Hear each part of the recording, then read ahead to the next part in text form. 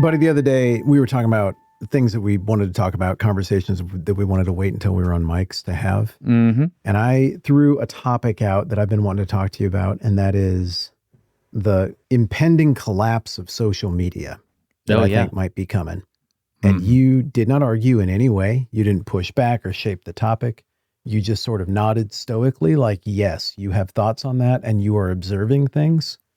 So I just wanted to have the conversation we didn't have the other day. Are you seeing that? Yeah. What are the indicators? What are the canaries in the coal mine for you?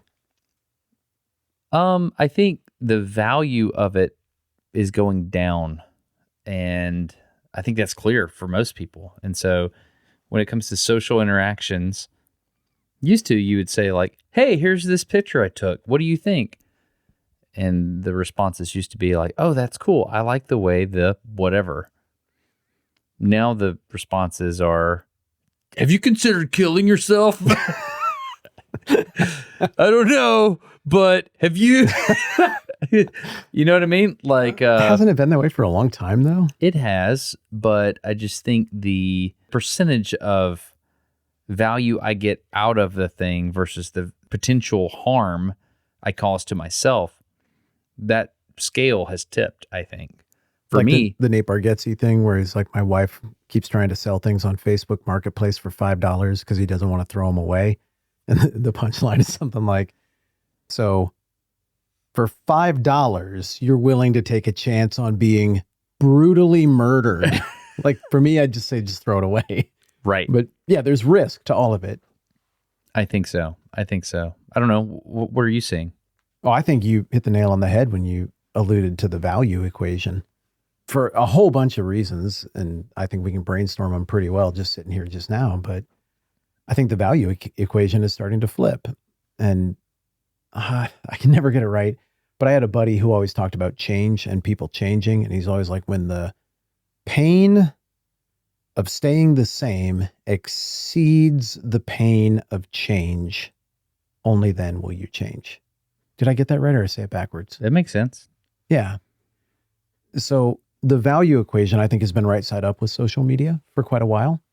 Well, I mean, what would you say? What do you hear people say when they say, oh, this is why I'm on this website, or this is why I'm on this service, this is why I like it, or this is why I can't delete that one? Yeah. What are the positives? Keeping up with people. Mm-hmm. So the positives would be, oh, I'm keeping up with so-and-so, or this is the way I get to communicate with my old friends from blah, blah, blah. Or the one I hear a lot, well, I do sell a lot of things on Facebook Marketplace, so I need to keep that. I do hear that a lot. Mm-hmm. Or I do this one for my job. You know, we sell X, and so we are talking about this on literally X or Instagram. I see that a lot. But the reasons are usually not because it brings me joy and makes me happy. When's the last time you heard someone say that to explain why they like a given social media platform? It's been a very, very long time. What about you? I can't even picture it. So, hey, what is that app you got there? Oh, it's Smushy Beans. Smushy Beans? Interesting. How does that work? Well, we all rate each other and we give feedback on each other's performance, and you try to get your rating up. I just love it. It's nourishing to my soul. It makes me think about life, death, eternity, really wringing marrow out of life, seeing value in other people, and really stopping to see beauty. I just love this app. It's laughable. Have you ever heard someone say that about any of these things? No. It's usually something like, if we could be honest, what is is it Liar, Liar? What was the Jim Carrey movie where he couldn't tell the lie? Yeah. Liar, Liar. And then if people were brutally honest and you couldn't lie, what would happen if they're like, hey, what happens when you open that app? If I was No, I'm flipping it around. No. It was my question good. I'm asking to Dang you. It. Okay, ask me the question and I'll be the guy who has to tell the truth. Okay, if you had to tell the truth about why you have, what app do most people have on their phone? Reddit. Okay. If I had to tell the truth about why you have Reddit on your phone, go. And you can't use the word dopamine. I'm going to start by telling the truth, but when you I'm going to start by lying, but when you snap your fingers, I have to switch to the truth. Okay, I'm ready. Well, I try to stay in touch with culture, and I feel like I can kind of follow where internet thought is, and it's something I need to keep my finger on for my work, because of what I do with trying to reach people for the I'm terribly angry inside and I want to see other people behave angrily and say stupid things. And I want to catch people in their stupidity so that I can feel better about my own problems by knowing that I am smarter and better and live a more consistent life with them. Yeah, I know, right? That's what it feels like. The average commenter feels like. For me, I don't even have the app on my phone. I don't have the Reddit app on my phone. I go there through a browser. I like having it on my phone because I can learn about interesting things. I hate having it on my phone because I engage as myself. I'm not some anonymous person. On social media, I'm me. Yeah. And I mean, you have a handle, but you're unapologetically destined from Smarter every day, and everybody knows it. Yeah. One thing I hate about Reddit is it's weird because I can read people talking about me. That's weird. It's weird. I can read people talking about you too. Every now and then I encounter stuff about me in the wild. I encounter stuff about you much more often. I always like it when people see in you what I see in you. That makes me happy. Oh, they can see that from a distance. It makes me angry when people say things about you, your motivations, your competence, that are false. And so it's an odd thing having a dear friend who gets talked about like an internet character on a website that I used to go to a lot. Yeah, and I've seen it about you too. And the interesting thing is the motivation bit that you're talking about there, where people think that you're doing things for a certain reason. What's really interesting is when they do not understand the problem at all. Right. But they speak as if they do. Oh, that speech Destin did, he totally didn't understand that, this is about a sustained presence on the moon. He thought it was flags and footprints. He doesn't understand that Artemis is actually going to stay there. No, I do understand. I actually do understand that. But there's no artful way to write a comment to point that out. No. You just have to let it go downstream. Yeah. Let the reader understand, to use Jesus' words from the New Testament. There's a little aside where he's talking about something very complicated that I'm not sure I understand. And I've read it and studied it a lot. But he just has this little aside. Maybe it's Jesus, maybe it's Matthew adding it.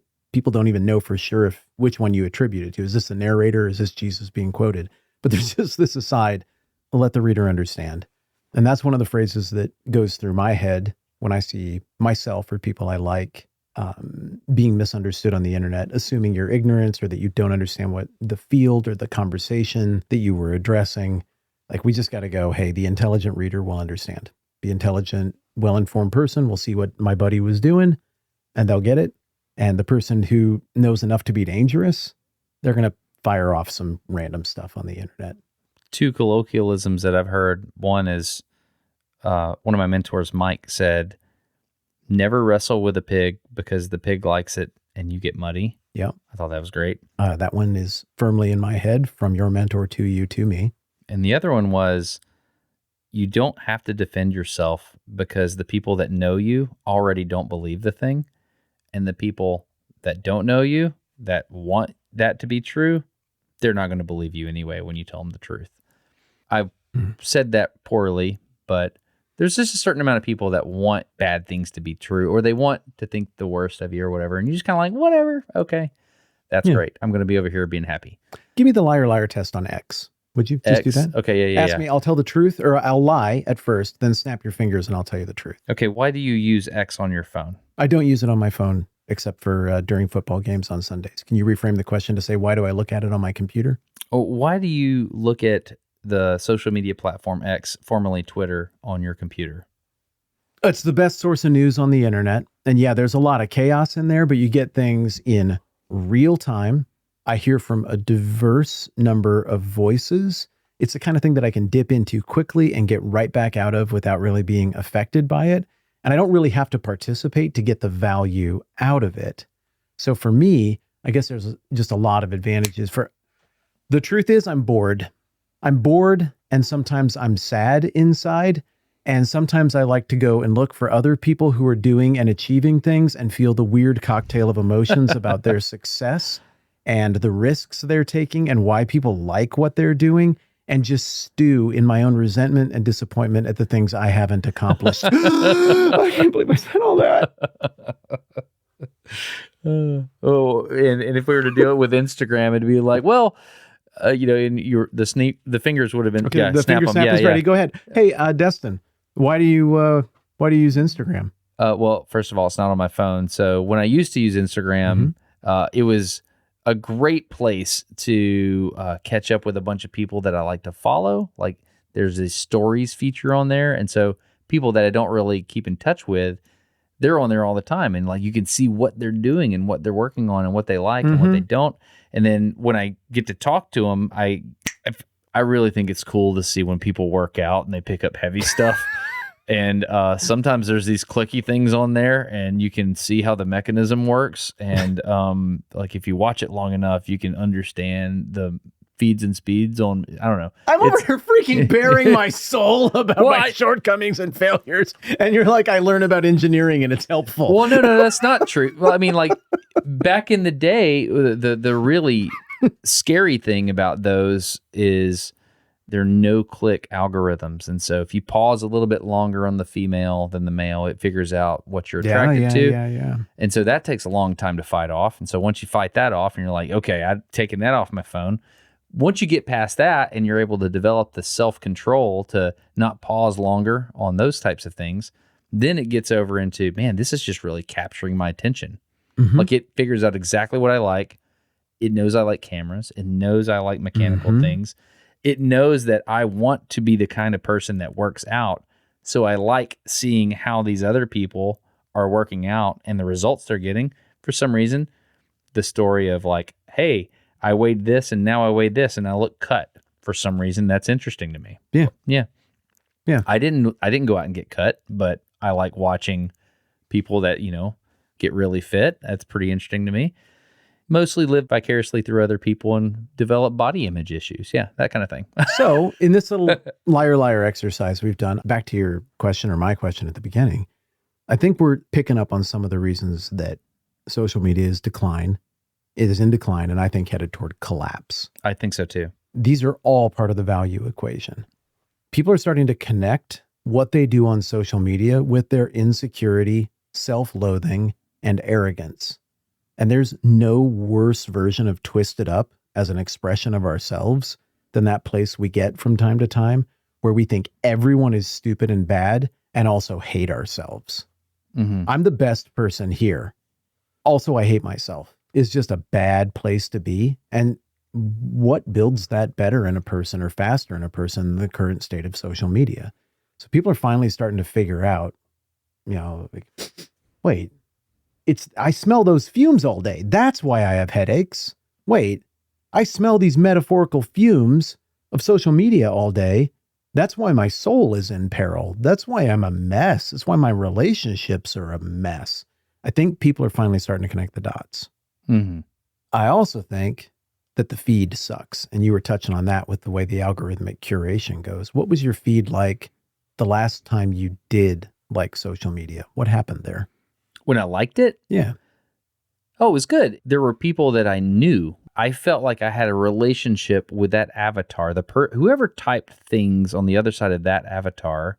Like, I'll give you an example. There's this guy. He was really good at orbital mechanics and like delay of spacecraft, like the orbital decay of spacecraft as things would come into orbit.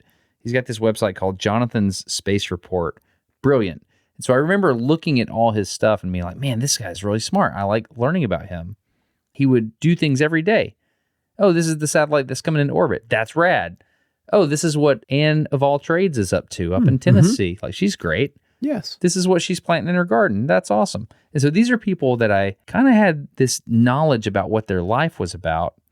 And I was connected to the creator, the creator of that social media page, whatever. I don't like the term creator, but it is what it is, media creator. So when it switched from that to whatever the base level lizard brain that Destin wants to see, I no longer am connected to the people.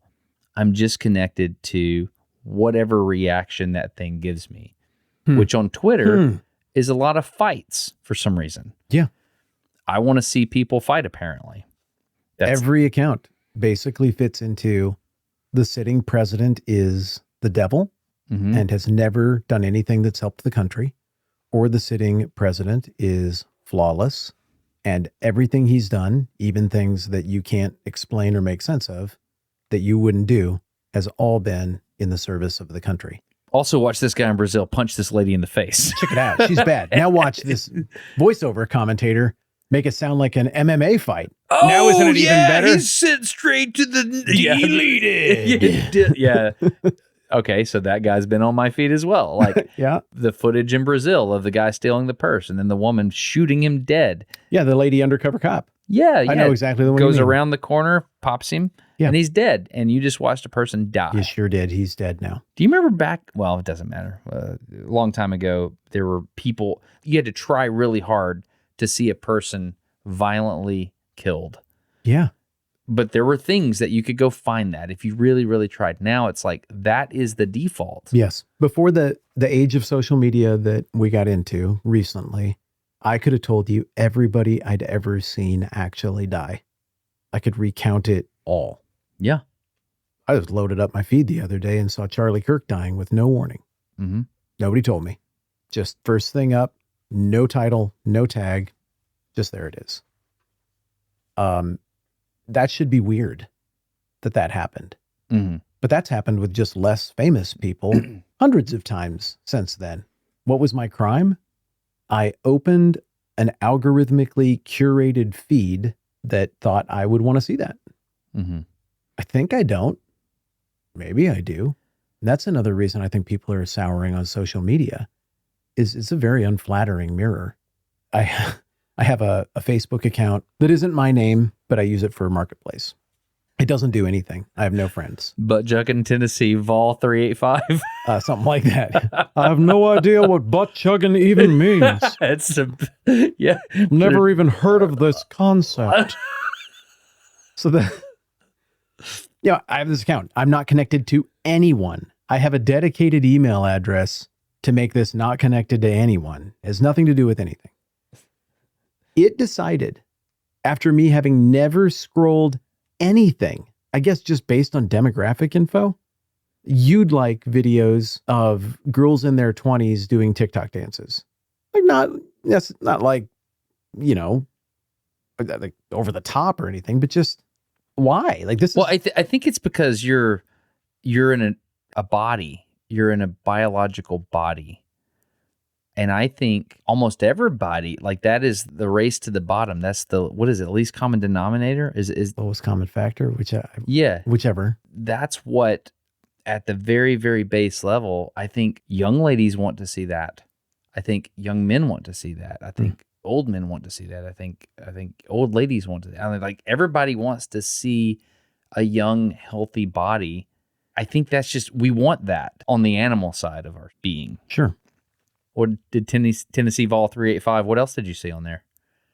Oh, yeah. So at any rate, I'm like, okay, well, I think if I keep scrolling and I lightning scroll past any vertical shorts that have dancing videos, I'll get into something else. Again, I've given no feedback to this algo.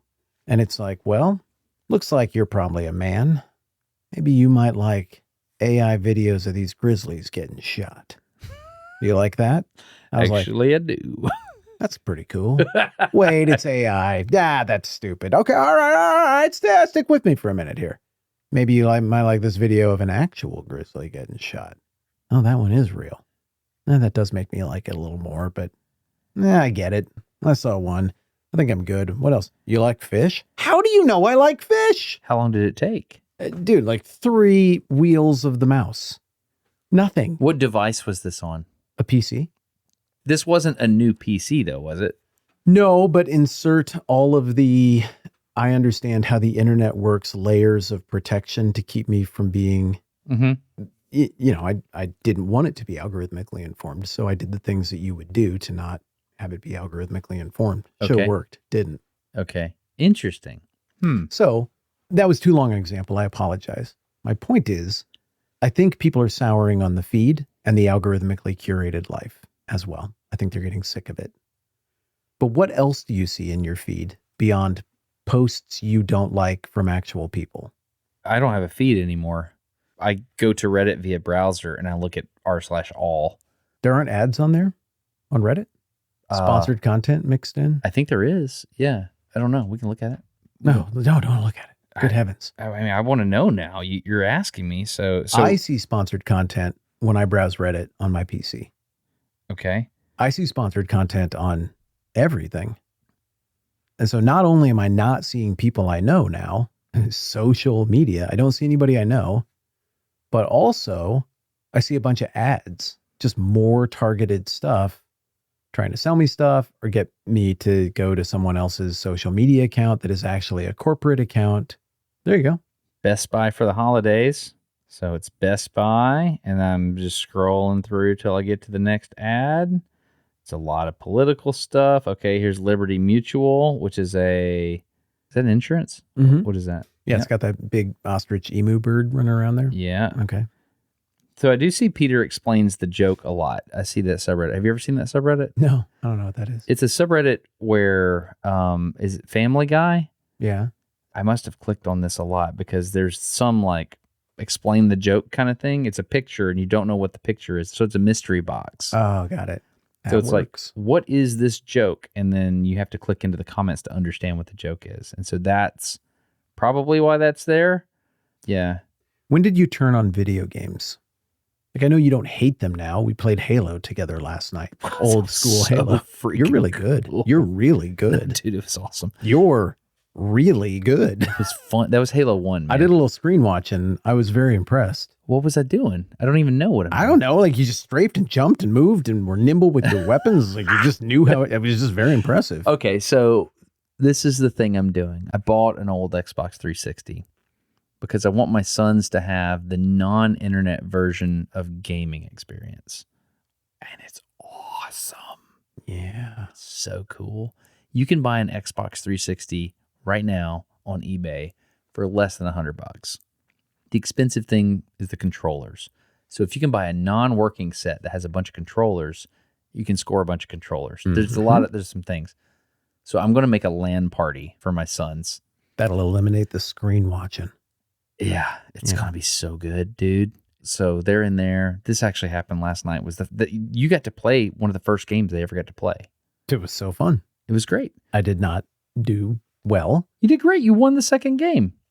Yeah, I brought us down and I was the author of our defeat. It doesn't in matter. The last game. But it was me and you versus the boys. Yeah. And we pwned those noobs, dude. We really did. I struggled in that weird tower thing, dude. Those noobs, did man. Not go well. They had did you teabag any of them? No, that's very offensive. You did. I thought about it in my heart. In my heart, I was they don't know about everybody. That yet, I don't think. You know what? You have to actually shoot another guy and kill him in order to teabag him. And I didn't really do much of that. And then go over there and squat on top of their dead body. Yeah. So social media, when people die there, not acceptable. Halo, kill-tacular, please. Okay, fair. Absolutely. Okay. Absolutely worth it. No, but it was a lot of fun. And what was really fun is having them discover the old ways on their own. Yeah. Did you hear my son say, this battle rifle is not really as effective as I thought it should be. I think the pistol is working really well. And I was like, he did it on his own. Nobody told him. This is so great. Yeah, but not that stupid charge-up pistol. That's the plasma. What a joke. Stupid. Yeah, I also found that out. I'm not a Halo player. It was fun. I mean, I see what all the fuss was about back in the day. It was great. But when did you kind of graduate from video games? When I went to college. Why? Because I had things to do. Well, you're doing something when you play a video game. You're making save files. Yeah, but you're not accomplishing anything in the real world. I think it is valuable when you do a LAN party with everybody in the same room because you're getting together and you're broing out. I mean, you could say, you're doing the same thing over the internet, but I don't know. Being physically in the same place with people is a cool thing. You flew here, for example. Yes. It's very different when we do this via Zoom than when you're actually here. Yes. Very different. Why? Okay. I want to come back to the video game line of questioning because it ties into the collapse of social media, but this is a good question. So I've thought about this a lot. First of all, there's a delay technologically when we record by a distance, and one of us is always at a disadvantage, but we don't know which one it's going to be. We know when we clap together to sync the audio before we record a conversation. That is frustrating to me because it limits my ability to rib you and joke in real time. It ruins the timing of all of my jokes. So if I'm at the disadvantage, episodes will have more of me mumbling into the mic because I wanted to get in the joke that I thought of anyway. And I'll just I'll even sometimes mute it because I'm like, it's just going to throw him off. And I'll just record it on my side. I just, that's what she said, or whatever the stupid joke is, right? When you are at the disadvantage, it frustrates you because you feel I'm being rude. And to you, it sounds like I'm being rude because I'm in at the wrong time. And it feels like, because you're trying to respond to the question and it, and I had already started talking or whatever. So it's just bumbly. And I can't mic position regulate when we're talking from a distance to control volume and make it feel like we're actually having a conversation, because we are. I have to speak at a certain volume to make the sound come through so you can hear me over a Zoom call or a phone call. So I can't just be a person and roll back and laugh about things nearly as much. I have to maintain a certain mic position the whole time. Whereas it's not as important when we're in person, because this is still getting everything that's needed for the conversation, but I don't have to support a Zoom call as well. Also, just mannerisms, body, feeling the room.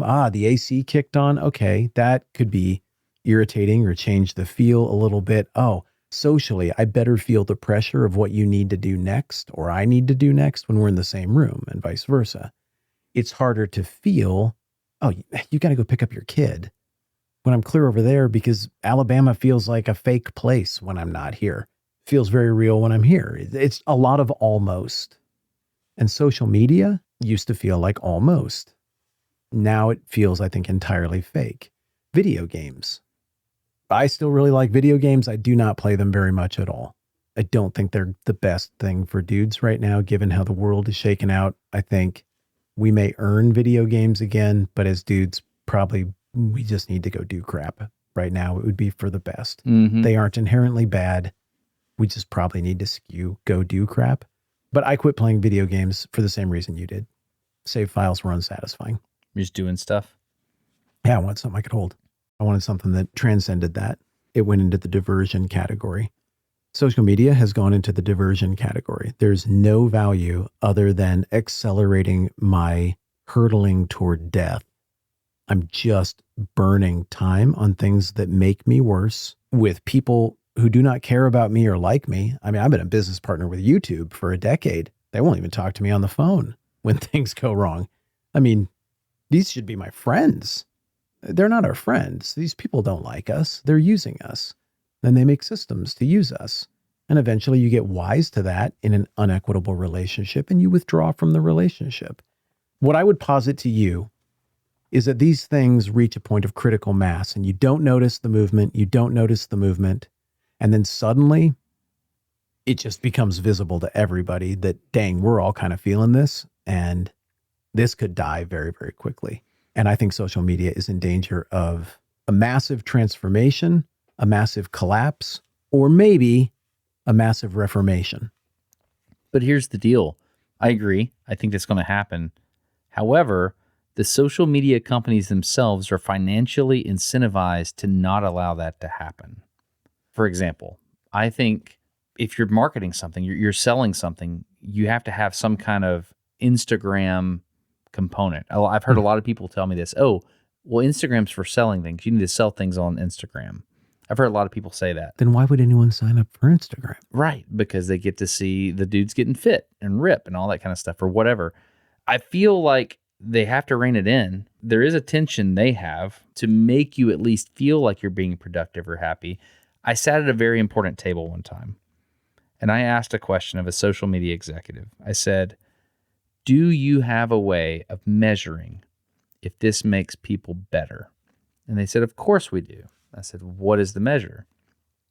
We give them surveys. I said, that doesn't work. They said, yeah, you'd be surprised at how well a person could self-report. I said, no, you're doing things to the person they don't even understand. And then you're asking them to tell you, like you're operating on the base level of who they are. Like you're getting way down in there into like psychology and stuff. You can't expect them to come back up for air and say, oh yes, this made my life better. And so I think one of the big problems with social media is there's not a complete closed loop measuring system on whether it makes people better or worse. Everybody knows the answer to that question. Yes. But they don't have the ability to measure that.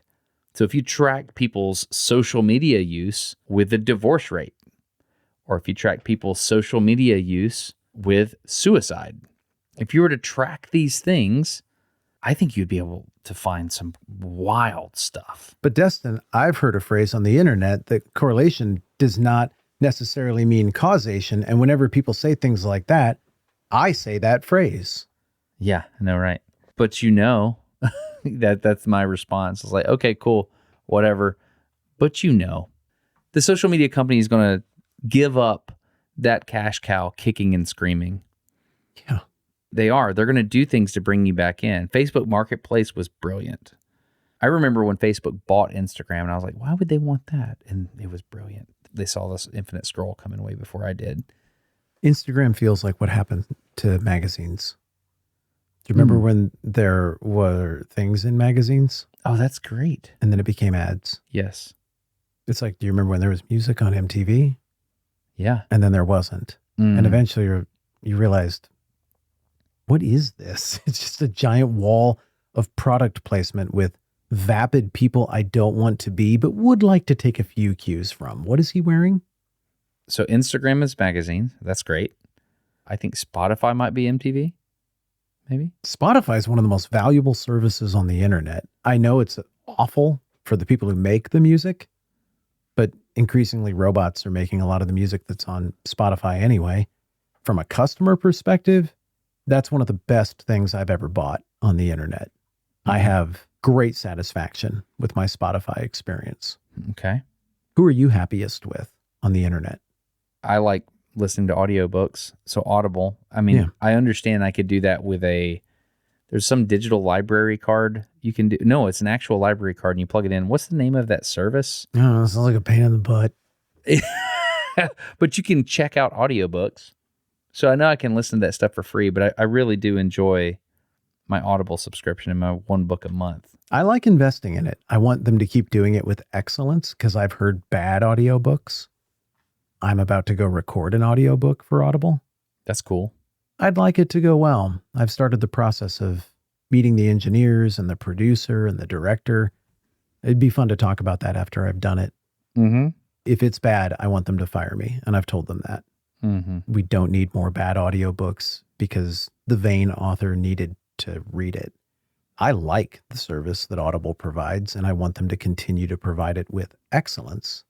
So I'm happy to pay for those credits. Mm-hmm. So I like Spotify. You like Audible. We both like them both. Mm-hmm. Those are services we're happy with. Why are we happy with those services? Add value to my life. Yeah. And they ask very little in return. Mm-hmm. What are the services you're most unhappy with? Let's just reel them off. X, YouTube Shorts. Yep. Kind of YouTube.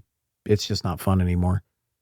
I don't want to saw off the branch on which I sit. I make a little bit of money each month on YouTube, but it's not fun. I like making videos, but I don't like watching them. My YouTube is usable, and it's because I've turned off history. Well, like if I open right now, it's actually on my phone. This is one of the, I guess YouTube would be considered a social media. I'm going to open up YouTube and tell me what you see. Nothing. What does it say? Your watch history is off. And and the thing is, they want me to think that's a bad thing. Oh yeah, it looks like you're being punished. Yeah, it looks like I'm being punished. And they're like, well, we would show you things, but your watch history is off. And I'm like, dang straight it is. And so check this out. If I want to use YouTube, I do this. I click on that. What did you click on? I can't see. The search magnifying glass. I'm I want for what you want. Yeah, I want to look up Tom Stanton's new video about him powering a bicycle with a Stirling engine. Oh, look at that. I can just look that up. And yep, I do have to scroll past some random short. But there it is. So that's how I use YouTube. It's a pull. I don't accept any pushes at me. Well, I like that. Oh, yeah. It's awesome. And I like things that work that way. Mm-hmm. I want pulls. For me, X got ruined when they made the For You feed the first thing that comes up. And I know Elon's made it very clear to me. Just select the curated tab of the people you follow. Click on the following tab. Yeah, dude, but I'm not going to do that. Because I want infinite tweets, and that when I see For You first, I'm going to be like, how come that guy's getting shot? And then it's over. So I can't have it. I can't do that. The fact that the algorithmically curated For You feed exists is the problem. I'm sure someone with great discipline could go to the other thing, but even if all the mature people go to the following tab, the fact that the For You tab exists and that most people will choose it so clutters up the incentivizing for how to use the space that it's still going to wreck the space, even if I use it properly. The fact that you turned off history on YouTube is great, but also almost no one else does that. And so the ecosystem of it all is still completely cluttered by what's incentivized on YouTube. You know what I miss on YouTube? What? Dudes making funny videos about crap. Mm-hmm. Like, that's it. Just funny. And here's a funny idea. And then we did it. That was it. Does that not happen anymore? I mean, I would have to go search for it because I don't have a feed on there. All the funniest videos you've seen on YouTube that you would say are the funniest things that we could brainstorm right here are 10 years old. Are they really? Most of them. Huh.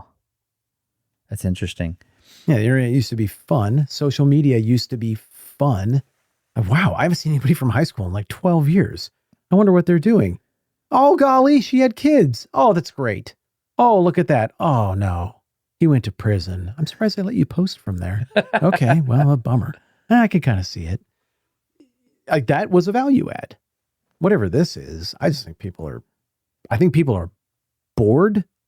I think people are kind of mad. I think people are figuring out that the social media is part of what is making them mad and bored. And I think, like what we talked about with the waterfall apps a while back, I think people are starting to figure out there's literally nothing at the end of the rainbow. What have you started doing instead? I've made a lot of changes. So talk to me about yours. Books. Physical? Yeah, physical books are cool. Why not on your phone? I've never read a digital book.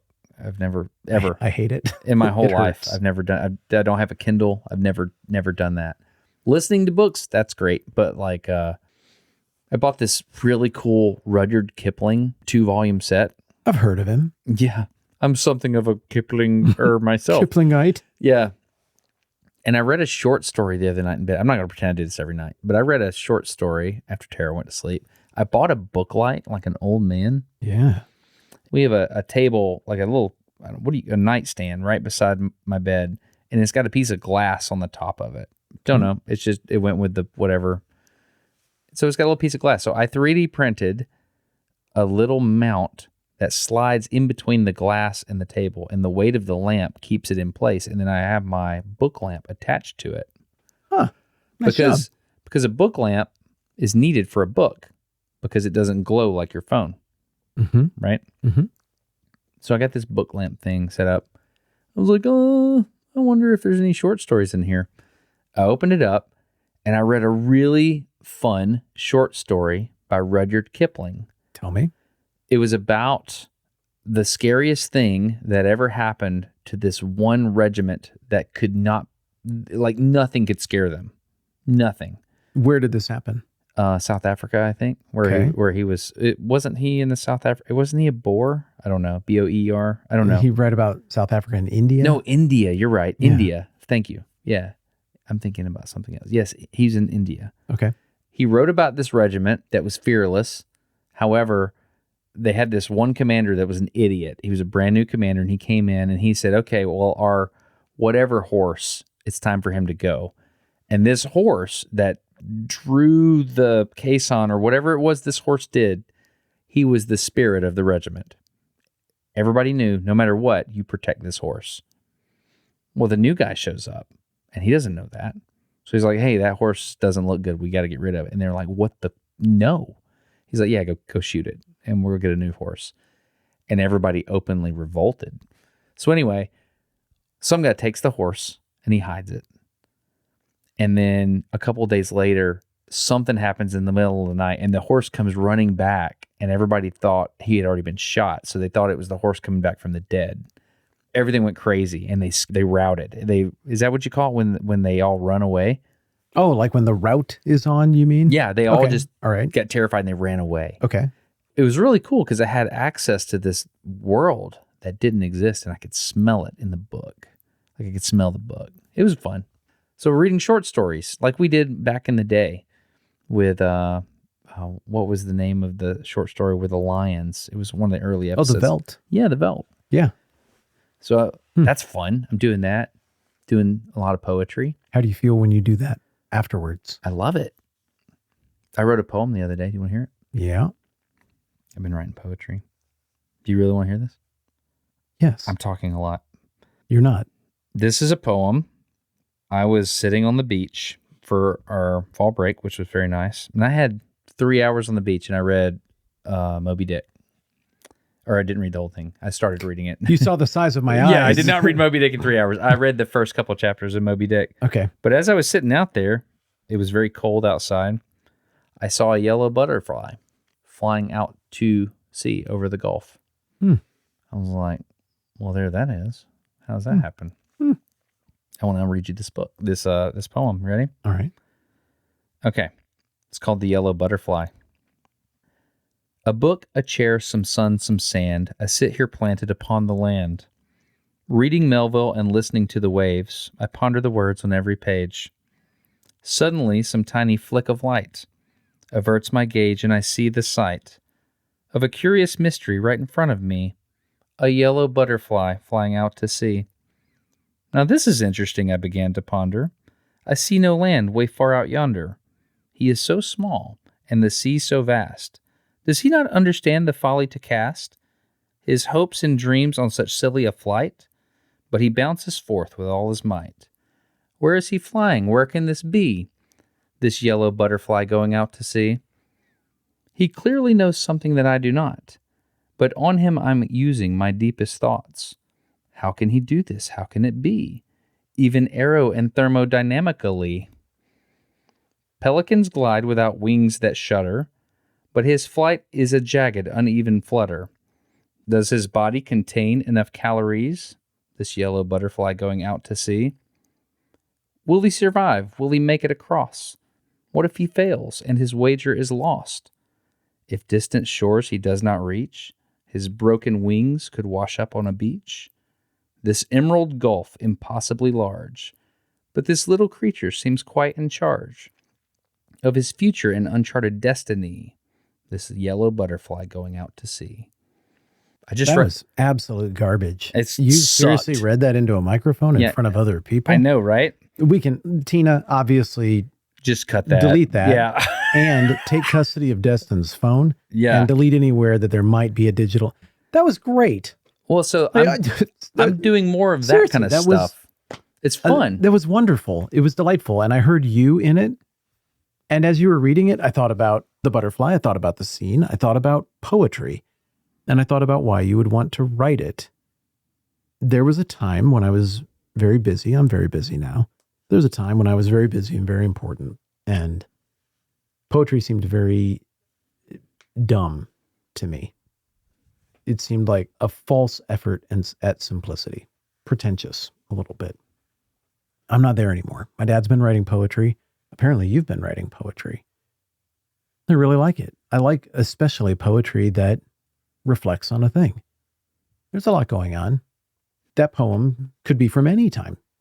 It could be from any observant person in any setting, dealing with any set of pressures. But hold on a second. Where are you going, little buddy? Now, how would that work? I wonder if he's going to make it. I wonder what happens if he doesn't. And you could write an essay about that and it would be interesting, but I don't want an essay about that. It's too long. Much. Yeah. Yeah. And it loses all its heart. That had heart and I really liked it. Thank you for reading it to me. Yeah, you're welcome. So I'm doing that instead of social media. I'm starting to do things like that. I've got a big, it's not the only poem I've been writing, but I think I wouldn't have done that 3 years ago. I don't think I would have.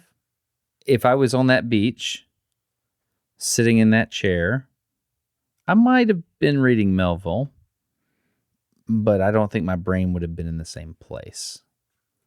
So then the question is, Is that happening? Whatever's happening to you, is it Mhm. happening to everyone right now? Because I suspect it is. I hope so. The people I know who think about their life, who take stock of what's going on, who number their days and are sobered by the numbering of their days, are gravitating away from social media. There are people who I love and respect who are not. But a lot of the people who I view as being very reflective are going through something like what you're describing and like whatever it is that I'm feeling. I feel vile guilt when I squander time on social media. I feel self-loathing. What have you done? Your kids are in the house. You could have affirmed your beautiful wife and given her a lift that would carry her through the day or the whole week with less thought than you put into the words of that Twitter post. A gift you could have given so effortlessly, but you didn't. You hung out with these people who are 51% bots. What are you doing, Matt? That's not numbering your days. That's not being reflective. I feel sick. I feel gross when I spend too much time. I feel great when a week goes by and I dip into the world of social media a little bit, take its temperature, and go back to what I'm doing. At my worst, I'm starting to feel paralyzed when I'm there too long. It's like the white lotus in Greek mythology. The lotus makes you forget time. You forget what's going on. It's like what a casino tries to be. And I just lose time and lose the ability to do anything because I feel this existential dread when I'm on social media that so much is already being done. I don't need to do anything. What's the point? I don't feel that very often, but when I do, and then I shake myself out of it and spit the lotus out of my mouth, there's this just ick, gross. Wake up, dude. What are you doing? Turn this crap off. Get it out of your life. And so I suspect that there are people feeling what you were feeling on the beach when you wrote that poem. I don't think it's just you. I think there are people who are slapping themselves on the cheeks and trying to snap themselves out of it like me when you get too deep into the lotus eating. And I think that if that happens, what percentage of social media users need to do that for it to go into collapse? If right now the internet's 5149 bots and you take just... Is that a number that comes from somewhere? You said it twice. I keep hearing it a lot right now. I don't have the data in front of me, but it's being repeated a lot right now. So let's say it's true. You take 10% of the actual people out. Does the whole thing just collapse? Talking about the dead internet theory. Well, yeah, that relates to it as well. And that's probably a whole separate conversation. And I need to understand it a little better than I do to talk about it. I guess my point is this, buddy. Order of importance number one, we need to take care of our souls and the people we influence and lead and care for and support and protect. We got to take care of their souls. I think you're cultivating that really well. I've watched you cultivate that and demonstrate great care. You work around this radiation and you follow the safety protocols very, very well. That's an interesting way to say that. So we got to take care of our own souls. The metaphor is that there's tremendous power in social media like there is in uranium-235. You can do tremendous good with it, but also if you do it poorly, it can get out of control and you can harm things. That's a great metaphor that you just came up with. Thanks. So we're putting on our mask first so we can help others. Take care of our soul. Second metaphor there, I guess. Take care of our own souls so we can take care of the people around us who are under our charge or whatever. That's interesting to me. But we've talked about that a lot. What is interesting to me beyond that, and why I kind of wanted to broach this with you, is to just take your temperature and see, like, do you sense that this is happening enough that we're headed toward really either collapse or reform? I think that's the two likely outcomes that are ahead of us.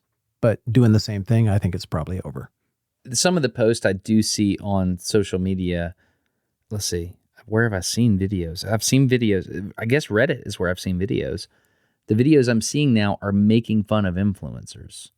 Yes. So it's like a person sitting on a bed crying about a breakup. And then it's a video of a person showing you, in order to make that video, this person had to go set up a camera to look at them on the bed. Yes. And so it's like this meta thing where you're making fun of the person that's being the influencer. It's so unhealthy. That's interesting. Like, those are the videos I'm seeing. It's like influencer does thing. Let's make fun of influencer. And that ends up being the content. We're at the meta stage for sure. I guess that's a rejection of the whole concept of influencer. Let's not go down the road of reform. Let me close with this question. What would you like to see social media replaced with? If it went into collapse and everybody's just standing around and now we got to do something else with our time, what would you love to see happen? You asked two questions. Well, you haven't. This is where my brain went. I was thinking, what is the 95 theses of social media and what door do you nail it to? That's what I was thinking. Speak to that. That's more interesting than what I asked. I don't know. So I think there is a 95 theses for social media that can be written. That would be an interesting thought exercise, kind of like the exercise of writing that poem about the butterfly. That would be a really fun thing to do. And you know what's cool is that we can just take the time to do that because we can do that. We can write things. So I don't know. Maybe not now, but it's something to think about. I don't know what I want social media to be replaced with. I'm replacing it with pwn and noobs. And by noobs, you mean your sons? My children. Yes, yeah. I don't know. I think the next generation is going to be smarter than us with respect to this. I think they're going to be far more intelligent. And I think the first generation, to get back to your... By intelligent, you mean discerning? I think so. To get back to your uranium analogy, the first generation that had access to uranium used it to make bombs. The second generation that had access to it used it to power society in a good way. The third generation that had access said, we think it's dangerous. We need to get rid of all of it. I think that's changing. That's changing. I think so too. Anyway, I don't know. So I don't know what the next generation should do, but I do think we could write, if social media needs to be reformed, and it does, obviously it does, I don't think the true reform is going to come from inside. So what you're talking about is a social media reformation is what you're kind of talking about, maybe. Yeah. I think it might be good if it still existed, but I think it is deeply corrupt and corrupting. The value equation is flipped. The economics of it are going to collapse and hurt a lot of people very soon. It needs to be reformed. Yeah, it's interesting. I don't know. Yeah. Thanks for gaming it out with me. Yeah, this was fun. Okay. So the what we started with was the collapse of social media. I guess I'll end with this one question. Do you think it is imminent, or do you think it will be reformed? I think the collapse is imminent. I think it is imploding and collapsing under its own weight as the healthiest people leave it. I think it's just simply economic. As the healthiest people who are most likely to have disposable income realize that it is not compatible with the behaviors that got them to a place where they have disposable income, they're going to leave social media, which means there aren't going to be buyers there anymore. What will still be there is voters, and that's it, because everybody votes regardless of how you're doing, where you're at in life. So increasingly, moving people politically will be the point of social media, and then only the angriest will be there. And in real life, people will box out the angriest. They'll become an isolated group who is only useful as a voting block because they're angry about one of two things. And the critical mass will shift so greatly toward the people who've rejected it for one of those two reasons that it'll become a dead website. It'll become a video game where they don't provide, they don't service the servers anymore. It'll just be a ghost town. Interesting. Dead mall. Maybe people will go back to the old ways, kind of like I'm going back to the old ways of LAN parties. Maybe people will figure out what it could be. That'd be interesting. Yeah, thanks for checking in with me on that. I like taking your temperature on that topic. No, that's good. Cool. Bye.